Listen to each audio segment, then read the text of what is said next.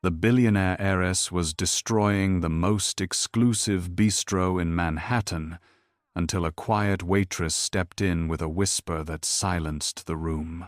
Everyone thought the wealthy girl was out of control, but the server saw a hidden pattern that would change her life forever. What she said next left the mysterious brother watching from the shadows completely stunned. Before we start, your support means everything to us. Like, comment, and subscribe so we can keep sharing stories like this.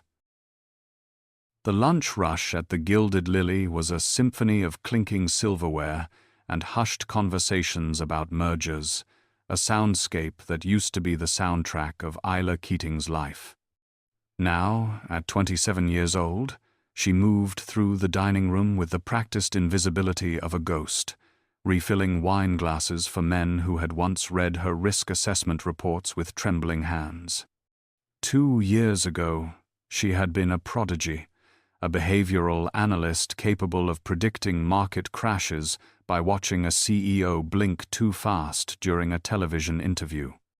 Today, she was just the help, a nameless woman in a black apron polishing a water glass until it gleamed like a diamond. The irony wasn't lost on her, but the rent for her tiny studio apartment in Queens demanded she swallow her pride along with the bitter taste of injustice. The atmosphere in the bistro was controlled, elegant, and suffocatingly polite until the double oak doors swung open with enough force to rattle the antique mirrors on the walls. Araminta Vance had arrived. The 17-year-old heiress looked like a runway model who had just declared war on the world, dressed in a silk blazer that cost more than Isla's entire education. She didn't wait to be seated. She stormed into the center of the room, radiating a chaotic energy that sucked the air right out of the space. "This table is unacceptable," Araminta announced, her voice carrying the imperious ring of old money. "The lighting is atrocious, and I specifically requested the corner booth." The maitre d', Mr. Henderson, rushed forward, his face draining of color as he recognized the Vance family crest on her handbag. "Miss Vance, I am terribly sorry, but we are fully booked," he stammered, wringing his hands. "Fully booked?" Araminta laughed, a sharp, brittle sound that made the diners flinch. "I don't care about your bookings. I care about my lunch." She picked up a menu and dropped it onto the floor with deliberate disdain. "Fix it, or I will call my father and have him buy this building just so I can fire you personally." The restaurant fell into a stunned silence. Phones were raised, cameras recording the meltdown of Manhattan's most notorious teenager. Isla stood by the service station, her hand tightening around a silver water pitcher. Her instinct was to shrink back, to remain the invisible waitress and let the storm pass, but her analyst's mind wouldn't switch off. She narrowed her eyes, focusing not on the volume of the girl's voice, but on the micro-expressions flickering across her face. Araminta wasn't hyperventilating. Her pupils weren't dilated with genuine rage. Between shouts, the girl checked her vintage Cartier watch with a precision that belied her apparent loss of control. It was a performance. Isla realized with a jolt of recognition that she was watching a stress test, a manufactured disruption designed to measure the room's elasticity. The manager, Mr. Henderson, was failing the test spectacularly, trembling like a leaf in a gale. If someone didn't intervene, Araminta would escalate until the damage was irreversible. Isla knew the risks. Stepping out of line meant immediate termination, confirming her status as a failure. But watching the calculated chaos unfold triggered the dormant part of her brain that thrived on solving complex human puzzles. She couldn't just watch. Taking a deep, steadying breath, Isla adjusted her grip on the silver pitcher.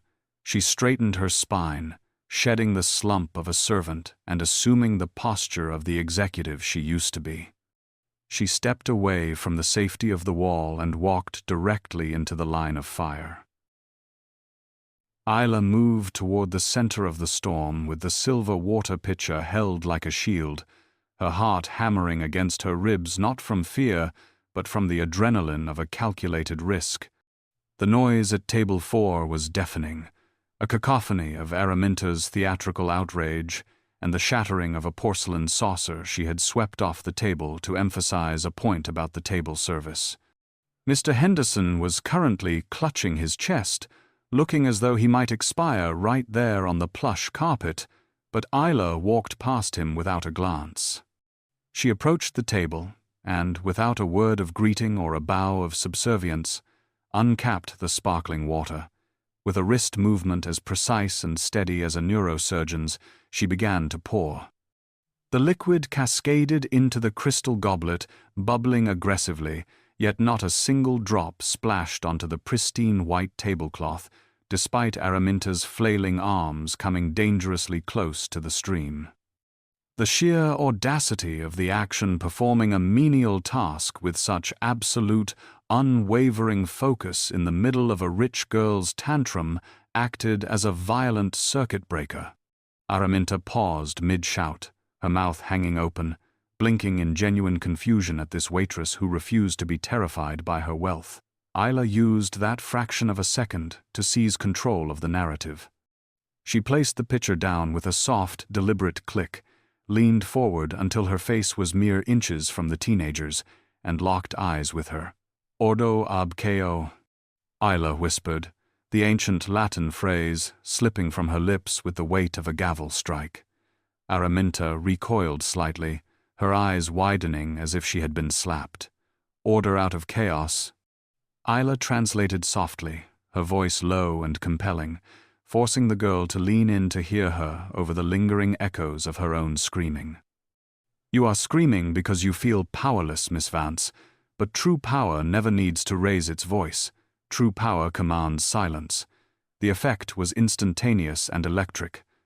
The mask of the spoiled brat dissolved, replaced instantly by a sharp, predatory intelligence that assessed Isla with new respect. A slow, delighted smile spread across Araminta's face as she sat back in her chair, the tantrum vanishing as if it had never existed. I knew it, the girl murmured, looking past Isla toward the shadows of the restaurant with a triumphant grin. I told you she would spot the pattern. The entire dining room had fallen into a hush so profound one could hear the hum of the ventilation system, and it was into this heavy silence that a figure emerged from the darkest corner booth. Benedict Vance stood up. The reclusive CEO of Vance Global was a ghost in Manhattan, a man whose photograph rarely graced the business pages because he despised the spotlight. Yet his presence now filled the room with a gravitational pull that eclipsed even his sister. He wore a charcoal suit that looked like armor, and his expression was unreadable as he walked toward them. Mr. Henderson, seeing the billionaire approach, nearly fainted from panic. Mr. Vance, please accept my deepest apologies. The manager sputtered, rushing forward to grab Isla's arm with bruising force. This employee will be terminated immediately for her impertinence. She had no right to speak to your sister in such a manner. Benedict didn't even glance at the manager. His steel-gray eyes were locked firmly on Isla. He stopped 3 feet away and brought his hands together in a slow, deliberate clap. 1, 2, 3. Let her go, Benedict commanded, his voice a low baritone that vibrated through the floorboards. Mr. Henderson released Isla instantly, looking terrified. She isn't being impertinent. Benedict continued, stepping closer until Isla could smell the faint scent of sandalwood and old paper clinging to him. She is the only person in this entire establishment who passed the test. Isla felt the blood drain from her face as the pieces clicked together, the check of the watch, the lack of pupil dilation, the theatricality of it all. It was a stress test, Isla realized aloud, her voice trembling slightly. You weren't dining. You were recruiting, Benedict nodded, a ghost of a smile touching his lips. We have been to 12 restaurants in 3 days, Miss Keating, he said, using her real name, a name she hadn't heard spoken with respect in 2 years. My sister provides the chaos. We wait to see who brings the order. He gestured to the empty chair opposite Araminta. And you are the first person who didn't just survive the storm, but learned how to pilot the ship through it. Benedict gestured to the plush velvet chair opposite his sister. Please, sit, he said, his tone transforming from command to invitation. Mr. Henderson opened his mouth to protest, but Benedict silenced him with a single, dismissive wave. Leave us, Mr. Henderson, and ensure we are not disturbed. The manager scurried away, leaving Isla standing at the precipice of her old life. She sat slowly, her black apron feeling like a costume. Benedict produced a sleek carbon fiber tablet, placing it on the table between them. The screen pulsed with a complex data stream, a waterfall of Vance Global's internal communications. We are bleeding, Miss Keating, Benedict said, his voice low and urgent. But not money, influence. He tapped the screen. Someone is leaking information to our competitors, but it isn't digital hacking. It is behavioral.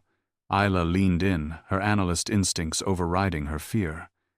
She saw it immediately: subtle linguistic shifts in board memos, orchestrated panic in email chains. They are manipulating the board, she whispered, the pattern jumping out at her like a neon sign. They are creating psychological pressure points to force a sale. Araminta leaned forward, her eyes bright with excitement. Exactly. And that is why we needed you. The teenager tapped a file on the screen, bringing up a document Isla hadn't seen in years. Your brilliant doctoral dissertation on corporate sabotage and linguistic markers. I read it 3 times. You are the only person in New York who understands this specific frequency of manipulation. Isla pulled back, the ghost of her scandal rising in her throat. Mr. Vance, my dissertation is all I have left, she said, her voice trembling. 2 years ago, I was accused of the exact fraud you are describing. My reputation is in ruins. I cannot help you. Benedict did not flinch at the mention of her ruined reputation, nor did he pull away as so many former colleagues had when the scandal of her firing became public news 2 years ago. Instead, he leaned closer across the table, his steel-gray eyes boring into hers with an intensity that made the rest of the busy restaurant fade into a blur of meaningless background noise. I do not care about the lies that small men tell to protect their fragile egos, Miss Keating, Benedict said, his voice low and vibrating with absolute conviction.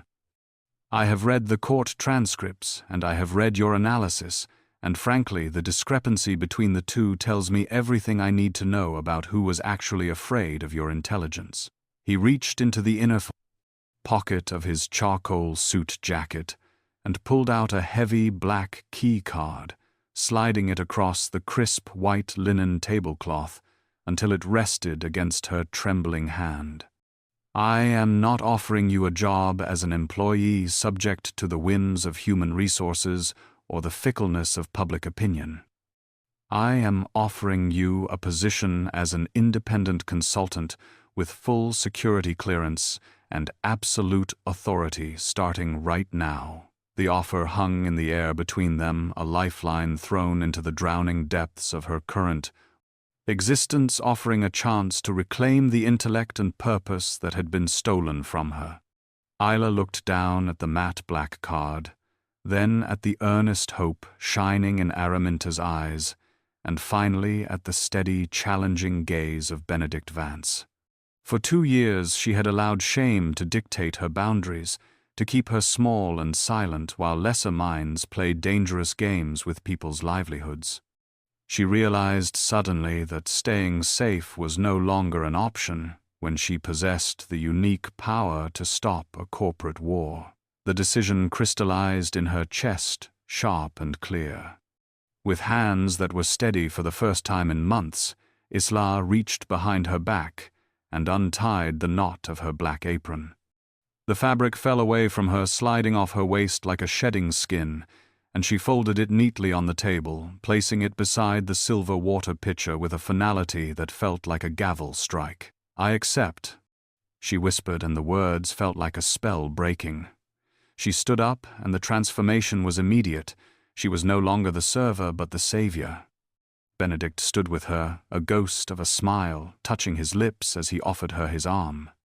They walked out of the bistro together, leaving the stunned Mr. Henderson gaping in their wake, moving from the clattering noise of her service life into the cool autumn air of Fifth Avenue. A sleek black town car waited at the curb, its engine humming a quiet promise of power. As the driver held the door open, Isla paused, looking back at the restaurant window one last time before sliding into the soft leather seat, realizing she was finally heading back to where she belonged. The town car glided to a halt in front of the Vance Global headquarters, a 60-story monolith of steel and glass that pierced the Manhattan sky like a needle designed to stitch the clouds together. As the driver opened the door, Isla hesitated for a fraction of a second, suddenly acutely aware of her attire in the window's reflection. She was wearing cheap black trousers and a white button-down shirt stained with a speck of espresso, a uniform that screamed service industry in a world built on couture. Stepping onto the sidewalk, the disparity hit her like a physical blow. The lobby was a cathedral of capitalism, filled with people wearing suits that cost more than her rent, moving with the aggressive confidence of those who believed they owned the world. She felt heads turn, eyes scanning her simple outfit with a mixture of confusion and disdain, but before the insecurity could take root, she felt a solid presence on either side of her. Benedict stepped to her right, and Araminta to her left, effectively sandwiching her in a protective phalanx of unimaginable wealth. "Head up, Miss Keating," Benedict murmured, his voice a low rumble meant only for her ears. "You are the most valuable asset in this building, and I expect you to walk like it." They swept through the revolving doors, and the effect was immediate. The security guards, who would have normally stopped someone like Isla without a second glance, froze as they saw who was escorting her. A receptionist started to stand, perhaps to ask for a visitor badge, but Benedict didn't even slow his stride. "She is with us," he announced to the room at large, his tone brooking no argument. They bypassed the security turnstiles and the judgmental stairs, heading straight for the private executive lift. As the doors slid shut, sealing them in a capsule of golden silence, Isla caught her reflection in the polished brass panels, a waitress standing between a billionaire and an heiress, ascending to the sky. She could feel the velocity of the ascent pressing her into the floor, a physical representation of how fast her life was changing. When the doors opened on the penthouse floor, the atmosphere shifted from performative wealth to dangerous power. Benedict led her down a corridor to a massive glass-walled office that looked less like a workspace and more like a tactical command center. Monitors covered every wall, displaying shifting graphs. "Welcome to the war room," Araminta said, dropping her bag on a leather sofa. Benedict walked to the main screen, turning to face Isla with a gravity that chilled the air. "We do not just have a leak, Miss Keating," he revealed, his gray eyes darkening. "We have an execution date. In 48 hours, the board votes on a merger that will destroy this company's legacy. The mole is going to strike before that vote to ensure the price collapses." He pointed to a solitary desk in the center of the room. "You have 2 days to find the ghost in the machine before we lose everything." Isla sat at the terminal, and the world of silver platters and demanding customers dissolved instantly, replaced by the comforting binary rhythm of raw data. For the first time in 2 years, she felt the dormant engines of her mind roar to life as she dove into the chaotic ocean of Vance Global's internal communications. She scanned thousands of archived board meeting transcripts and email metadata, looking for the linguistic fingerprints she had written about in her doctoral thesis, those subtle shifts in syntax that betray a hidden agenda. She was hunting for the ghost in the machine, the subtle cadence of manipulation that a computer algorithm would miss but a trained human mind could catch. Hours bled away unnoticed as the sky outside the floor-to-ceiling windows turned from twilight purple to the inky black of a Manhattan midnight.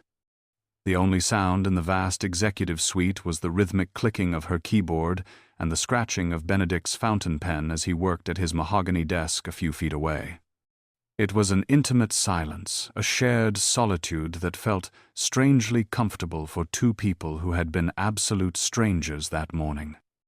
Isla rubbed her tired eyes, and when she opened them, she found a steaming porcelain cup placed gently on the desk beside her hand.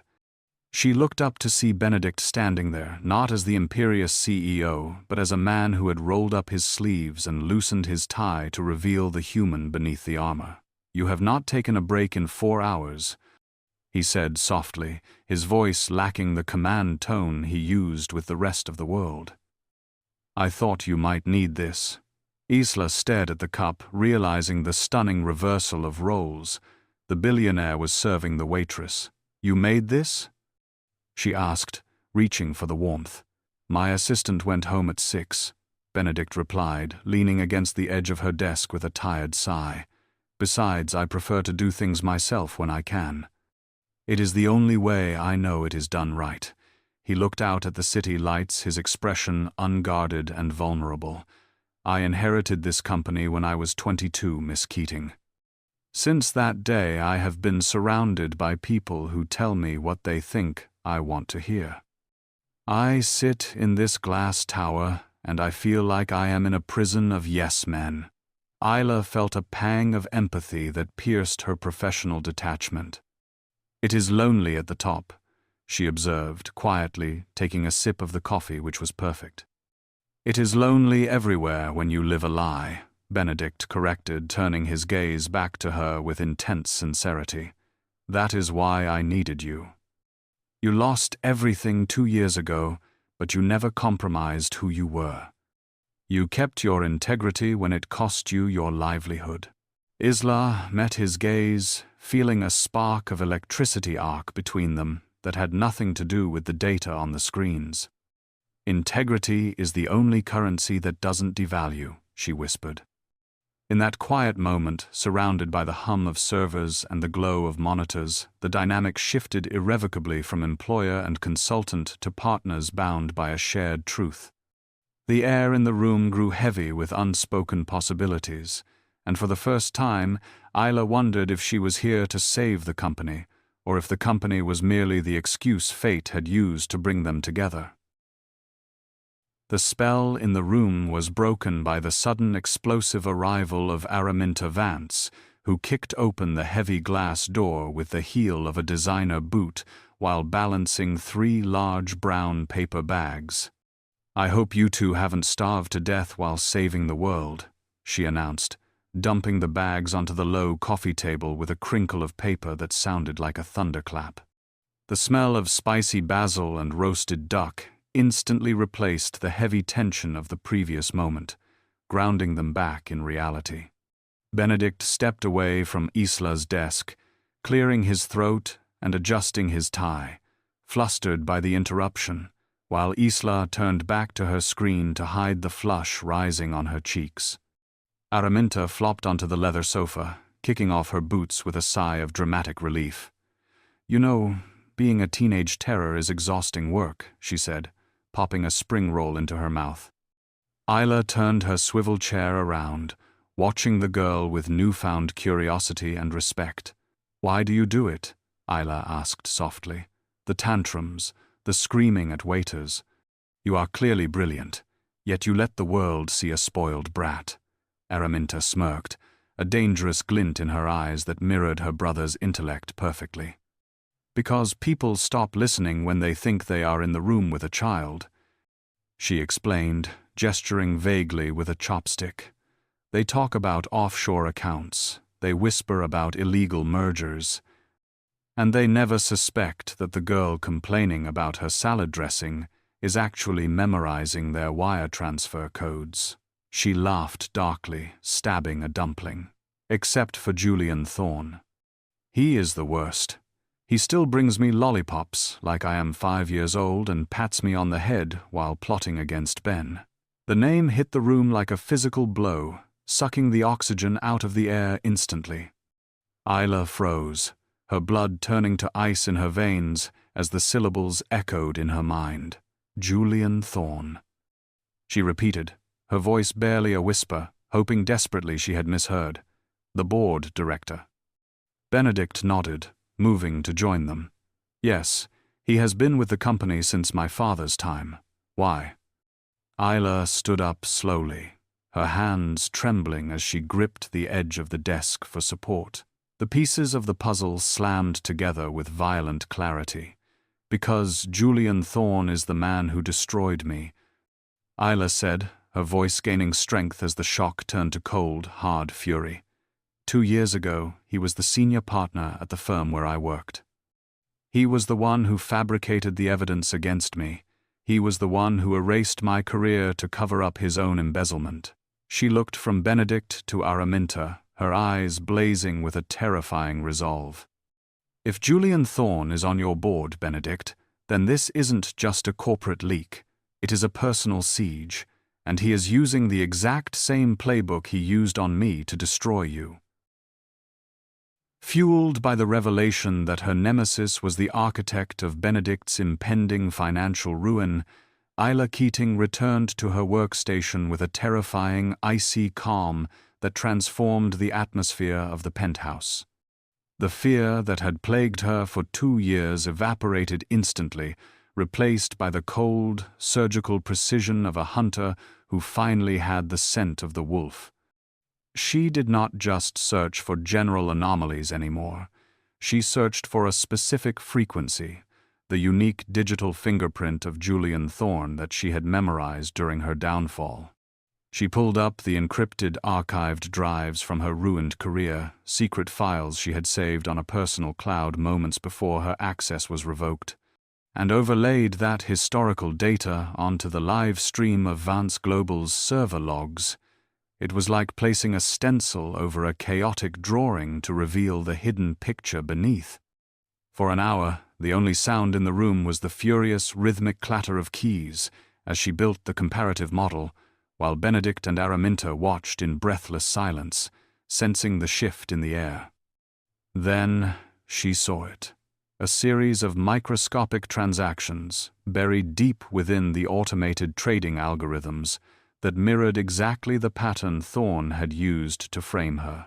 I found him, Isla said, her voice cutting through the silence like a scalpel, causing Benedict to drop the pen he had been holding. He and Araminta rushed to her side, their reflections ghostly in the glowing monitors. Isla pointed to the jagged red lines pulsing on the screen, a visual representation of deceit. He is not just leaking data, Benedict. He is gaslighting the market. She traced the lines with a trembling finger, connecting dots that no algorithm could see. Look here. Every time a positive report about Vance Global is scheduled for release, Thorne triggers a seemingly unrelated sell-off in a subsidiary sector. It creates a subconscious association of risk with your brand. Benedict stared at the screen, his face paling as the abstract betrayal became a quantifiable reality. He is artificially depressing the stock price, Benedict realized, his voice thick with a mixture of anger and awe at the complexity of the sabotage. He is making us look volatile to the investors. Exactly, Isla confirmed, swiveling her chair to face him fully. He is driving the value down, so the hostile buyers can acquire you for pennies on the dollar during the merger vote tomorrow. It is an orchestrated demolition, and he is doing it from inside the boardroom. She pulled up a final document, a side-by-side comparison of an email Thorne sent to the board yesterday and one he had sent to her boss 2 years ago. The phrasing was identical. a masterclass in psychological manipulation designed to sow doubt without making a direct accusation. "Here are your receipts," Isla whispered, locking eyes with Benedict. "He is using the exact same playbook, only this time the target is a billion-dollar legacy." Benedict looked from the screen to Isla, his expression hardening from shock into a resolve that matched her own. "He thinks he is playing chess with people who cannot see the board," Benedict said, straightening his tie with a dangerous slowness. "He has no idea that the queen he tried to sacrifice has returned to checkmate him completely." The following morning, the golden doors of the private executive elevator slid open to reveal the one face Isla had prayed she would not see until the boardroom showdown. Julian Thorne stood in the lobby, checking his platinum watch with an air of impatience that vanished the moment he looked up and locked eyes with her. For a heartbeat, the polished marble floor seemed to tilt beneath Isla's feet, sending a wave of vertigo crashing through her as the ghost of her past materialized in the flesh. Thorne was exactly as she remembered him, impeccably dressed in a navy bespoke suit, radiating the kind of predatory charm that disarmed victims right before he went for the throat. He stepped into the elevator without hesitation, calmly pressing the button for the penthouse with a manicured finger, before turning to face her as the doors hissed shut, sealing them in a claustrophobic golden box of silence. "Well, well," Thorne said, his voice smooth and dripping with poisonous amusement.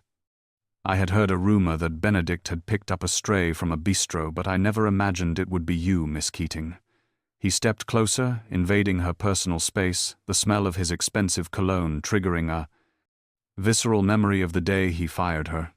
"I must admit, I am impressed by your resilience. Most people would have had the decency to stay buried after the funeral I gave their career 2 years ago."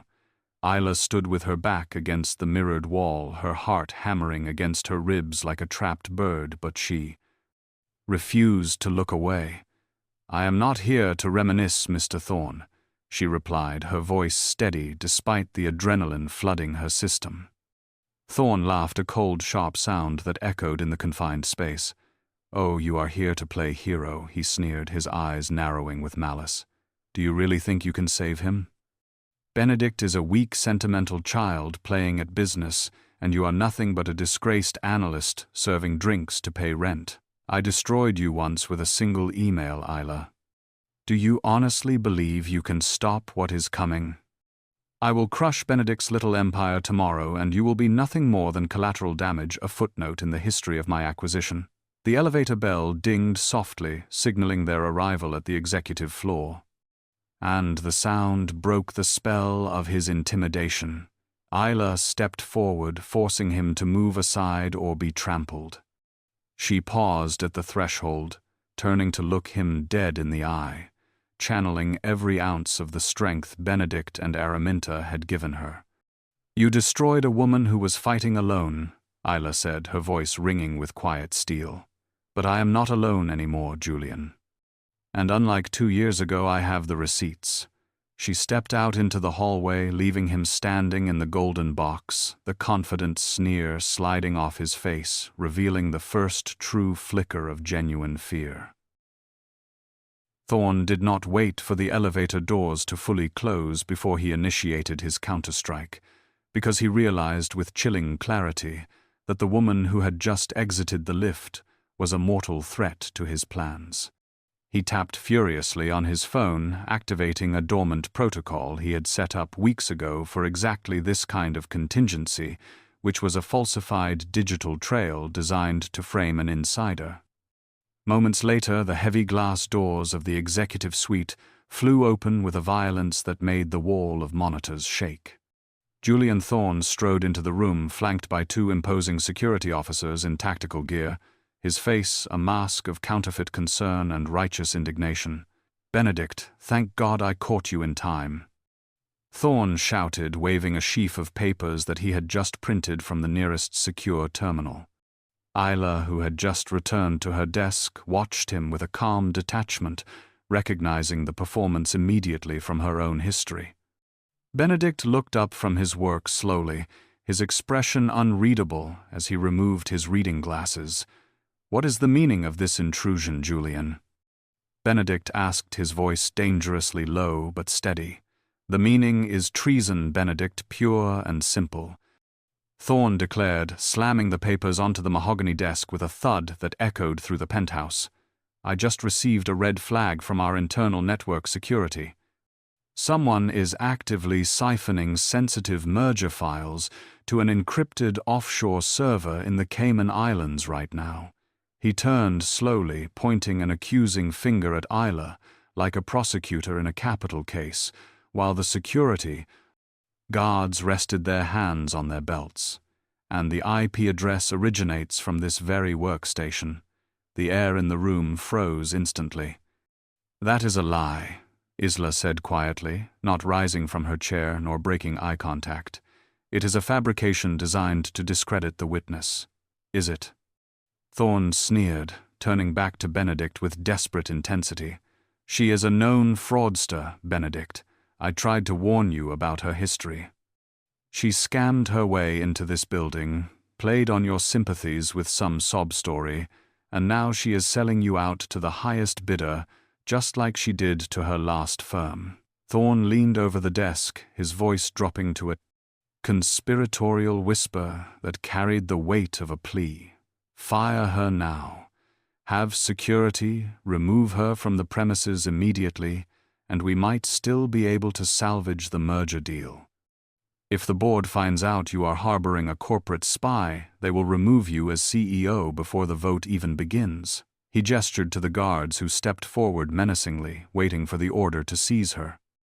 "Do not let a pretty face destroy your father's legacy, Benedict. She is a parasite." Isla looked at Benedict, waiting in the heavy silence. She did not plead or defend herself. She simply watched to see if the man who had served her coffee would succumb to the same lies that had ruined her life 2 years ago, or if he was truly the partner he claimed to be. Benedict stared down at the sheaf of damning papers that accused the woman standing beside him of corporate espionage, his expression remaining a fortress of impenetrable calm that unnerved Julian Thorne more than shouting ever could. The silence stretched until it hummed with tension, a sudden physical weight that pressed against Isla's chest, suffocating her with the familiar dread of impending betrayal. Thorne watched with a predatory smirk, already tasting his victory, confident that the billionaire would choose the safety of his empire over the word of a disgraced waitress. But then Benedict slowly lifted his head, and the cold fire in his eyes was directed not at Isla, but at the man who had just tried to frame her. With a deliberate, contemptuous motion, Benedict swept the stack of fabricated evidence off his desk, sending the papers fluttering to the floor like dead leaves. "I know exactly what fraud looks like, Julian," Benedict said, his voice quiet, but carrying the absolute authority of a righteous king passing judgment. "And it does not look like Isla Keating." Thorne's smirk faltered, replaced by a flicker of confusion.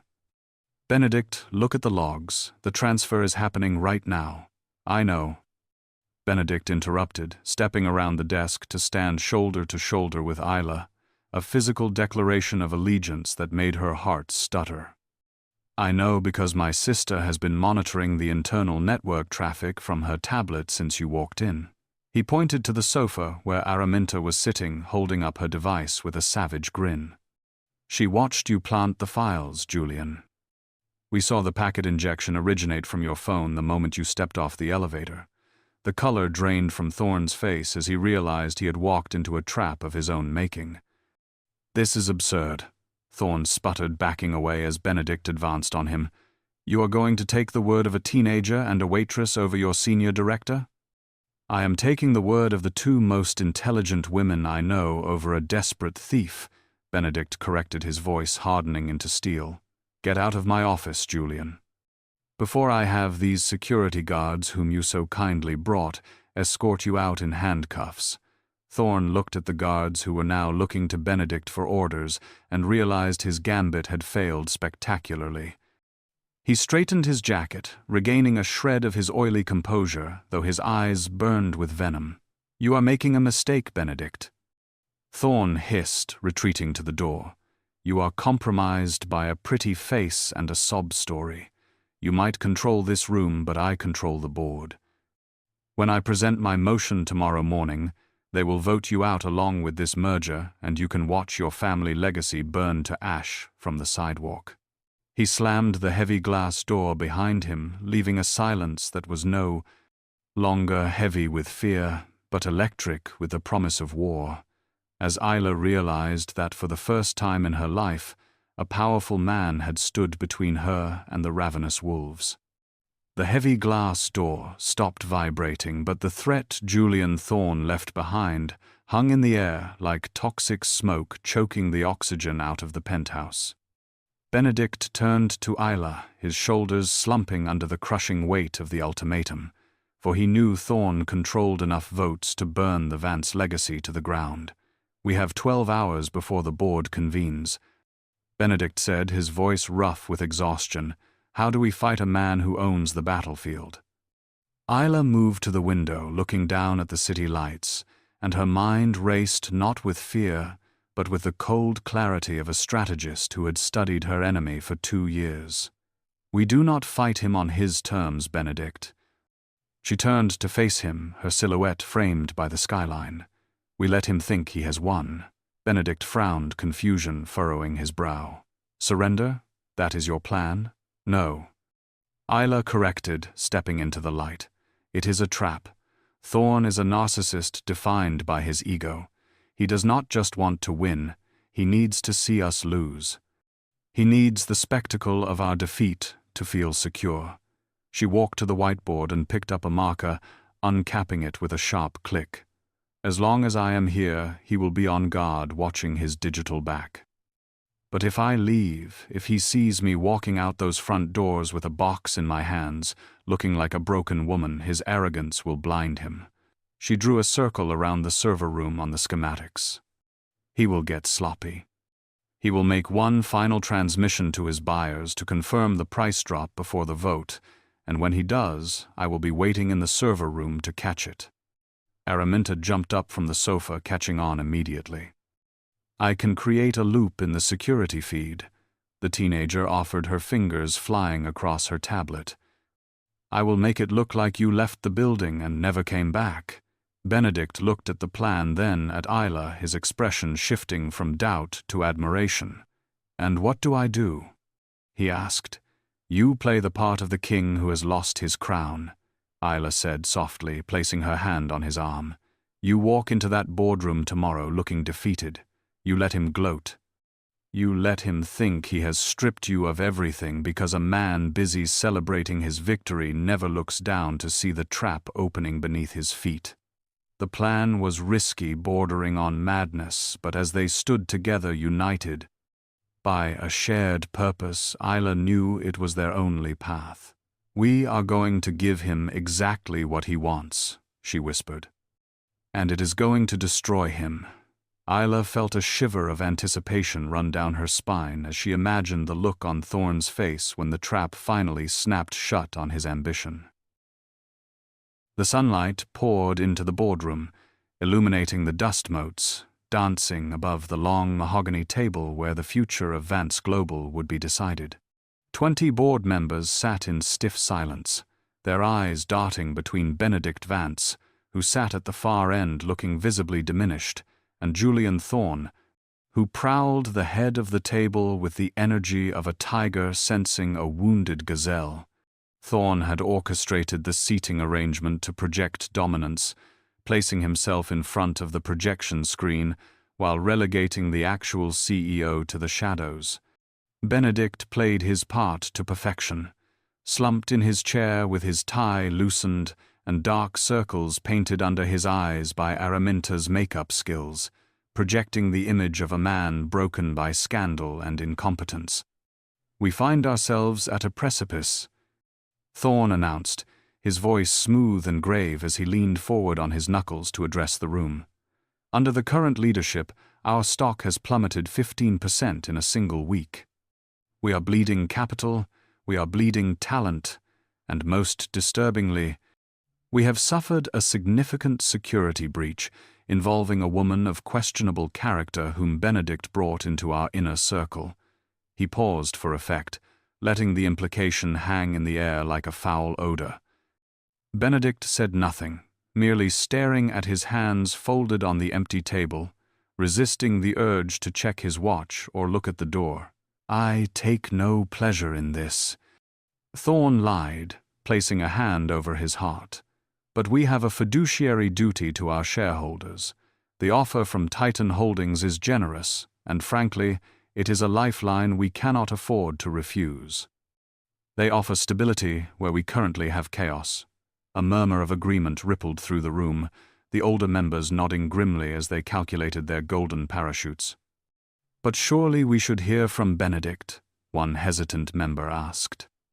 Thorn smiled, a cold expression that didn't reach his eyes. "Of course. Benedict, do you have a defense for the erratic decisions of the last 48 hours? Benedict looked up slowly, his eyes meeting Thorn's with a hollow stare that concealed the sharp calculation behind it. "I have nothing to add," Benedict whispered, his voice rough. "The numbers speak for themselves." Thorn's chest swelled with triumph as he misinterpreted the resignation for surrender. He believed the game was over, unaware that his victory lap was actually a march toward the gallows. "Then, let us conclude this painful chapter," Thorn declared, straightening his cuffs. "I move for an immediate vote of no confidence in Benedict Vance and the acceptance of the acquisition offer. All those in favor of saving this company, raise your hands." The heir left the room. One by one, hands began to rise, hesitant at first, then gaining speed, a forest of betrayal growing in the silence. Thorn watched the count rise, his smile widening into a rictus of pure greed, savoring the exact moment he finally stole the crown from the boy he had manipulated for years, completely oblivious to the fact that the silence in the hallway outside was about to be shattered by the truth. The 11th hand had just begun to rise in favor of the hostile takeover when the double mahogany doors of the boardroom crashed open with a thunderous resonance that halted the proceedings instantly. All heads turned in unison away from Julian Thorn's triumphant grin toward the entrance where Isla Keating stood, framed by the harsh hallway light. She was no longer the invisible waitress in a stained apron, nor the terrified victim of 2 years ago who had fled the industry in shame.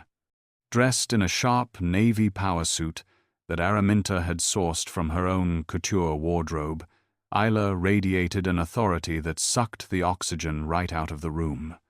She held a tablet in one hand like a loaded weapon and walked toward the head of the table with a stride that echoed on the polished marble floor.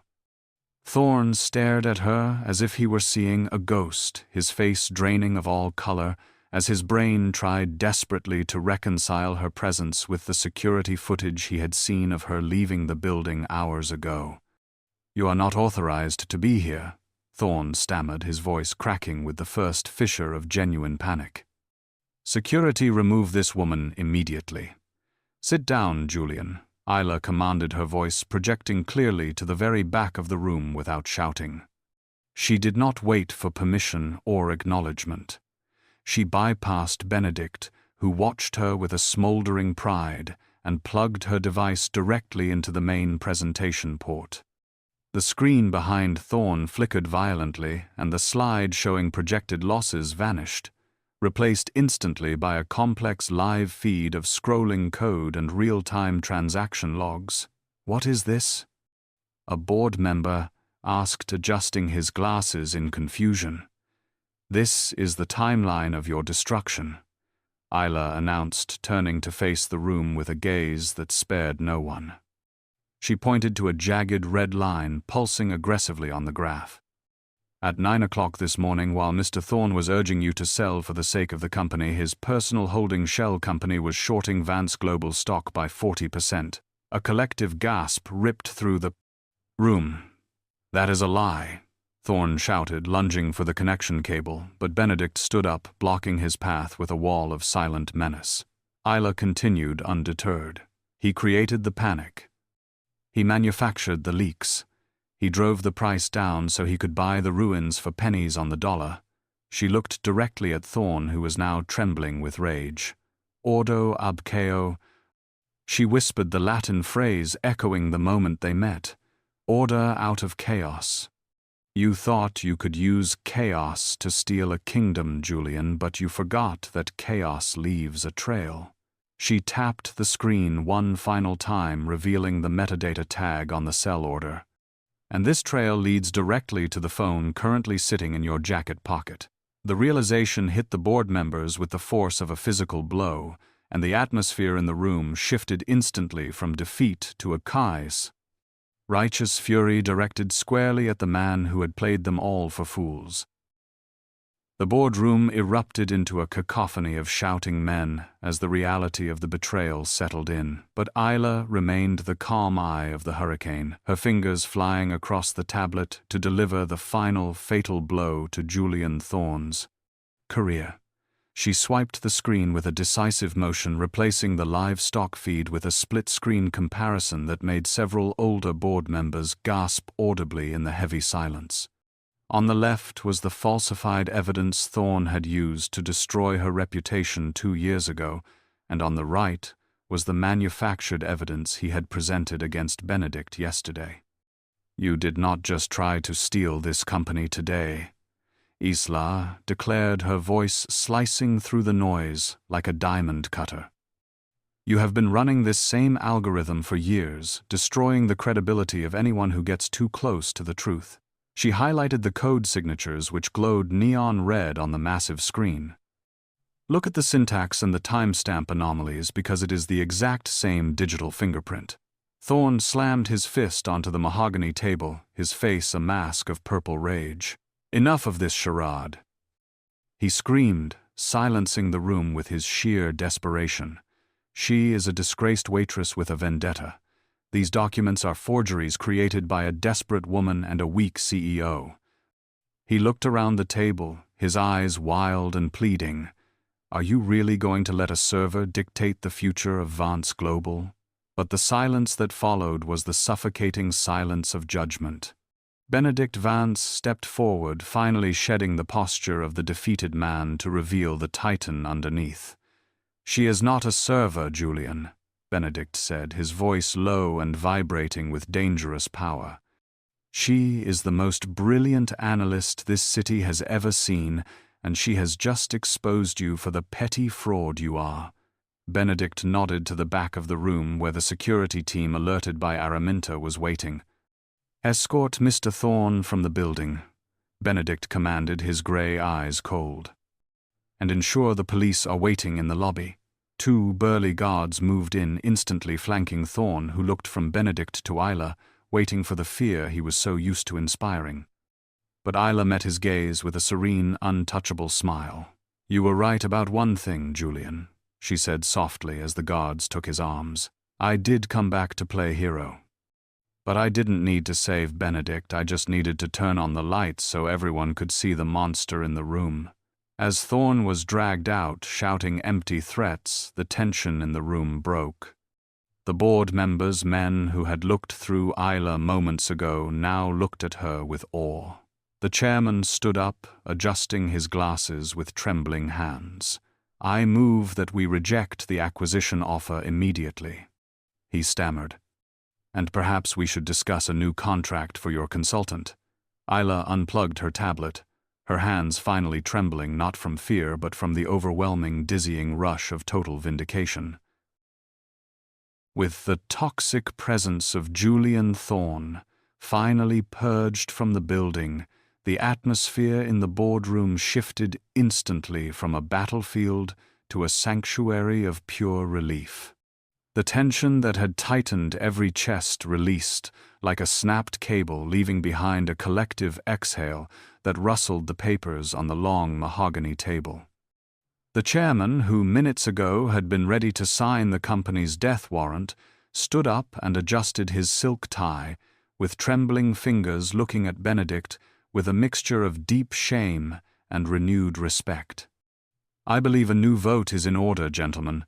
The chairman announced, his voice wavering slightly in the quiet room, but carrying the weight of necessary correction. All those in favor of rejecting the hostile takeover bid from Titan Holdings and retaining Benedict Vance as our chief executive officer, please raise your hand. One by one the hands went up, not with the hesitant fear of earlier, but with the firm conviction of men who had just looked into the abyss of their own greed and been pulled back by the truth. It was unanimous. Benedict sat back in his leather chair, closing his eyes for a brief second to savor the feeling of the crushing weight lifting from his shoulders before standing to shake the hands of the men who had almost betrayed him, showing the grace of a true leader who understands forgiveness is a strategic asset. As the room began to clear, Benedict turned to Isla and guided her out of the stifling air of the boardroom and back toward the sanctuary of the executive suite.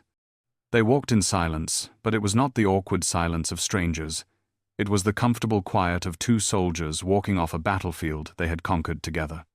When they reached the floor-to-ceiling window overlooking the sprawling concrete canyons of Manhattan, Benedict stopped and stared out at the city that had almost swallowed him whole. "You did not just save the company today, Isla," Benedict said softly, not looking at her yet but watching the reflection of her face in the glass. "You saved me from becoming the man I hated." He turned to face her, his expression open and vulnerable in a way the business world never saw. "I was ready to give up. I thought corruption was the only language this city spoke anymore. But you reminded me that integrity is a choice we have to fight for every single day." He reached into his jacket pocket and pulled out not a check but a freshly printed security badge with her name on it. "I do not want you to go back to the Bistro, Isla. I am creating a new division effective immediately, internal integrity. And I want you to run it as my partner." Isla stared at the badge, feeling the final pieces of her broken past reintegrate into a stronger future. "Partner?" she asked, her voice catching in her throat. "Partner." Benedict confirmed, stepping closer until the distance between them hummed with unspoken promise. "Because I never want to walk into a room without you by my side again." The fragile and tender silence of the moment was shattered by the sudden and whirlwind arrival of Araminta Vance, who burst into the executive suite with the chaotic energy of a supernova contained in a designer dress. She did not merely walk across the room but practically danced, her face glowing with the triumphant joy of a teenager who had just proven the entire adult world wrong. Without a moment of hesitation, she threw her arms around Isla in a crushing embrace that smelled of expensive perfume and absolute victory, burying her face in Isla's shoulder. "I knew it." Araminta shouted, pulling back to beam at them with wild eyes. "I told you the algorithm was perfect, Ben. I demand full credit for finding her. If I had not thrown that water glass on the floor, we would be signing over the company right now." Benedict laughed, a rare and genuine sound that erased the last lingering lines of stress from his face. "Yes, Araminta, you are a tactical genius." Benedict conceded, watching his sister with affectionate exasperation. "But perhaps we can retire the public tantrums now?"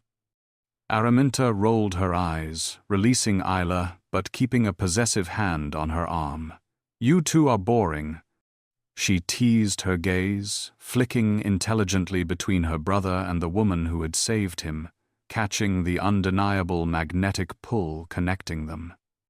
A knowing smile curled her lips, and she stepped back, grabbing her bag.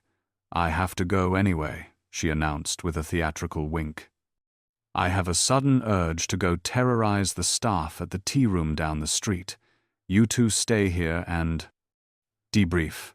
With a final meaningful glance, she swept out of the room, leaving a vacuum of silence that felt suddenly charged and electric.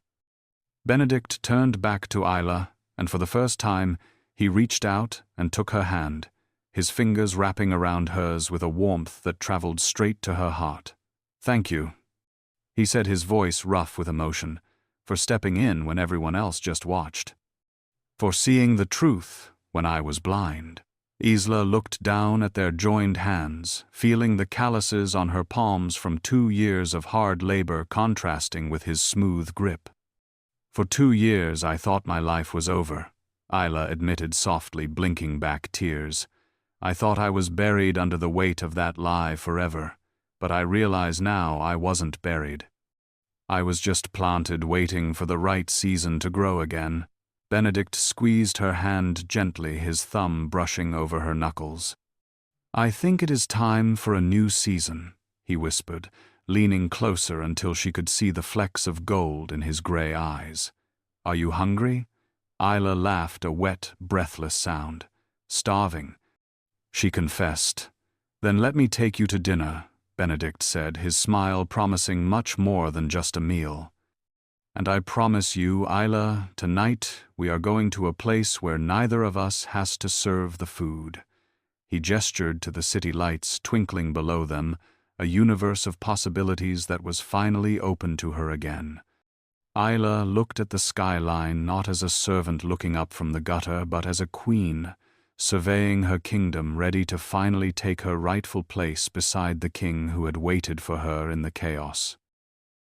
6 months later, the mid-morning sun glinted off the frosted glass door of the corner office, illuminating the silver nameplate that read, "Isla Keating, Vice President of Operations," in crisp, modern lettering.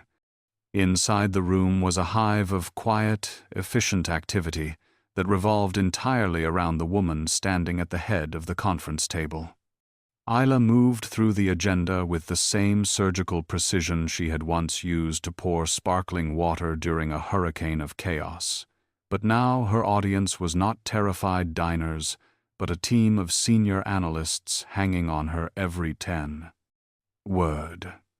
She tapped the glass screen of the smart wall, bringing up a complex behavioral prediction model for the upcoming quarter. "We do not guess in this division," Isla stated, her voice calm but carrying an absolute authority that brooked no dissent. "We anticipate.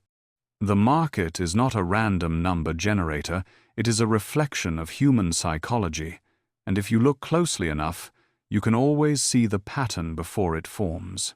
She watched her team scramble to take notes, a faint smile touching her lips as she recognized the hunger in their eyes, the same hunger she had felt before the world tried to extinguish it.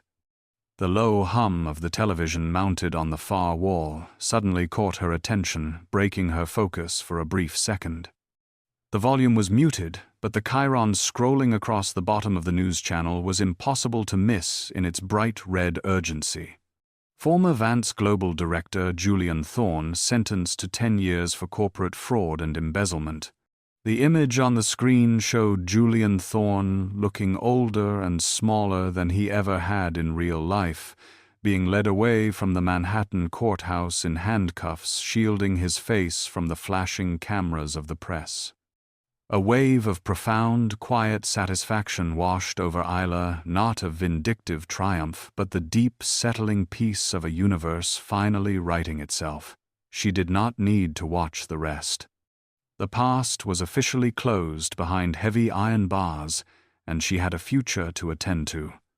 She glanced at the platinum watch on her wrist, a gift from Araminta to replace the cheap plastic one she used to wear, and realized she was cutting it close. "That is all for today," she announced, dismissing the meeting with a decisive nod. "I have a lunch appointment that I absolutely cannot be late for." Her assistant looked up, surprised by the sudden break in Isla's usually rigorous schedule. "Is it a client meeting, Ms. Keating? Should I prepare a dossier?" Isla paused at the door, her hand on the handle, and the smile that broke across her face was radiant and entirely unprofessional. "No dossier is necessary," she replied, her eyes sparkling with a secret joy. "This is the most important negotiation of my career, and I already know exactly what I am going to say." She walked out of the office, leaving her team wondering what could possibly make the terrifyingly efficient VP look so soft. Isla walked through the heavy oak doors of the Gilded Lily, not as the ghost in the black apron who used to scurry through the service entrance, but as a vibrant force in a cream silk blouse that caught the afternoon light. The bistro remained frozen in its crystal chandelier elegance, but the way the room reacted to her had fundamentally shifted. Mr. Henderson, the manager who had once trembled at the mere thought of a customer complaint, rushed forward with a speed that bordered on undignified. "Ms. Keating, what an absolute honor to have you join us." Mr. Henderson gushed, bowing low enough to inspect his own shoelaces. "Your table is ready, and I have chilled the sparkling water myself." Isla offered him a gracious smile, one that held no malice for his past cowardice, only a quiet acknowledgement of how far she had ascended. She followed him to the prime corner booth where the Vance siblings were waiting. Araminta sat, looking miraculously demure in a soft cashmere sweater, winking conspiratorially over the top of her menu, while Benedict stood immediately to greet her. He looked devastatingly handsome in a navy suit that matched the newfound lightness in his spirit. He pulled out her chair with a reverence that silenced the ghosts of her serving days forever. "You look extraordinary," Benedict murmured, his voice warm and intimate as he took his seat opposite her. "And you look like a man who is plotting something," Isla teased, noting the way his hand lingered nervously over his jacket pocket. "He has been checking that pocket every 30 seconds, Araminta announced, gleefully dropping her menu. "It is excruciating to watch." Benedict shot his sister a mock glare before turning his full attention back to Isla, his expression softening into profound tenderness. He reached into his pocket and produced a long, rectangular velvet box, placing it gently on the crisp white linen between them. Isla opened the lid with trembling fingers and her breath hitched. Nestled on the dark velvet was a delicate platinum chain adorned with a single diamond-encrusted charm in the shape of a tiny vintage water pitcher. It was a symbol of the moment she had stepped out of the shadows and poured order into their lives. "It is not a ring yet," Benedict said softly, his eyes searching hers, "but it is a promise. I have a new negotiation to discuss, Ms. Keating. A lifetime contract with non-negotiable clauses for partnership, respect, and love." Isla looked from the glittering charm to the man who had restored her faith in the world. "I am a very tough negotiator, Mr. Vance," she whispered, blinking back happy tears. "I will require unlimited coffee and excellent company." Benedict smiled a radiant expression that promised forever. "I think I can handle that," he replied. As the camera pulled back from the booth, capturing the laughter of the three people who had found each other against all odds, the scene faded on a perfect tableau of order established from chaos. If you believe that true talent can never stay hidden forever, please show some love by hitting the like button and dropping a comment below. Your interaction tells us you want more stories about justice, vindication, and second chances. Make sure to subscribe and turn on notifications so you are always front row for our next adventure. And please, share this video with anyone who feels invisible in their current job or is afraid to speak up. Remind them that their uniform does not define their worth, and their life-changing moment might be just one brave decision away. Thank you for watching, and remember, order can always be found in the chaos.